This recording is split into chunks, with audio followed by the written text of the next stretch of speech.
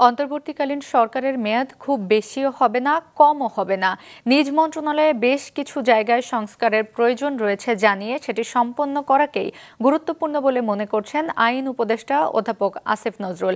সকালে সচিবালয়ে সাংবাদিকদের প্রশ্নের জবাবে এসব কথা বলেন তিনি। দলগুলোর প্রত্যাশা থাকবে যে যত তাড়াতাড়ি সম্ভব নির্বাচন, আবার এই দেশের সাধারণ মানুষের যে সংস্কার আকাঙ্ক্ষা, সেখান থেকে প্রত্যাশা থাকবে এই সরকার যেন জরুরি কিছু সংস্কার করে যায়। কারণ আমরা দেখেছি অতীতে পুলিশ, বিচার বিভাগ, দুর্নীতি দমন কমিশন সহ বিভিন্ন রাষ্ট্রীয় প্রতিষ্ঠানকে, এমনকি পাবলিক বিশ্ববিদ্যালয়কে, এগুলিকে জনগণকে নির্যাতনের ওয়েপন হিসাবে ইউজ করার চেষ্টা করা হয়েছে। সংস্কারের আকাঙ্ক্ষা এবং নতুন নির্বাচনের আকাঙ্ক্ষার মধ্যে সমন্বয় করে যেটা যতদিন থাকা দরকার ততদিনই আমরা থাকবো, বেশিও না কমও না।